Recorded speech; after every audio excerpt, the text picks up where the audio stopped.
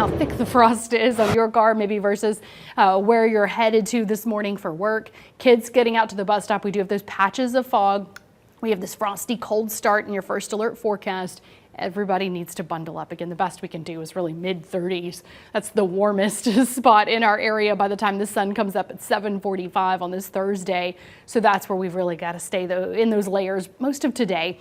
We're only going to be into the low 60s. It's about 10 degrees below average. I think we'll be around 52 at noon with a high today of 61, just a slow, steady pace in the sun trying to warm us back up from this very cold morning. We do have a northeasterly wind 5 to 10 miles per hour, so it can feel cooler. We'll be back to low 50s at 8 o'clock an hour after the sun sets in case you have some Thursday evening plans. Now, there's lots of fall festivals starting this time of year. Maybe you want to hit up a corn maze or a pumpkin patch.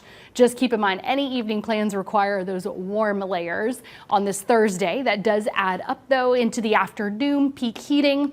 Feeling pretty good in the sun. Occasionally that cool breeze comes by, but that does mean the best we can do is closer to low 60s throughout the south to central valley. I think that'll range from 62 Oak Ridge to 61 Knoxville, 63 Kingston, but closer to upper 50s Plateau. That'll get you to 59 today in Crossville, 58 Jamestown.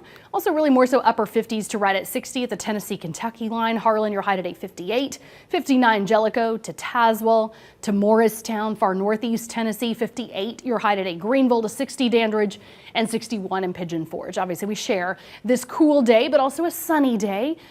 Maybe stepping up in temperatures though from yesterday to today and then today to tomorrow. So you're starting to feel those differences. Despite another cold morning, notice 10 degrees below average in the morning at 37 degrees. Sunshine and a light wind trying to help us out here. It'll be 51 at 11 to 57 at noon. Some big jumps there in just the first half of the day, helping to push us into the 60s faster, giving us time to climb to 68. That's your first alert forecast for Friday. It's actually just below average, all right? Only off by a couple of degrees. Call that a win for sure on a Friday going into your weekend. And hopefully we can call it a win too in your eyeball fall forecast presented by Food City. The good news is, I would say, is that we start out closer to 40. So it's a cold Saturday morning, not as cold as it has been, but notice how quickly it warms. We'll already cross over that 60-degree mark at noon, have upper 60s with sunshine at 2 o'clock. Kickoff 3:30, Alabama's coming to town. If you're going into Neyland, notice that shadow coming down the west side of the stadium already. Sunshine will make it feel warmer, but of course the sun sets on Neyland as the game rolls on. It starts getting cooler throughout the game. Peak heating for your Saturday puts our high at kickoff. That 3:30 game starts at 72 degrees. Sunny throughout. Again, the shadow of Neyland, though, falling on the stadium does mean it starts getting cool quick. The sun will set around the end of the game, and that's when those temperatures drop faster. Low 60s by the end as we go into the second half of your weekend, and we keep warming up. So we really are on a warming trend, even technically coming up from yesterday to today, but a bigger jump Friday into your weekend to get us back into 70s.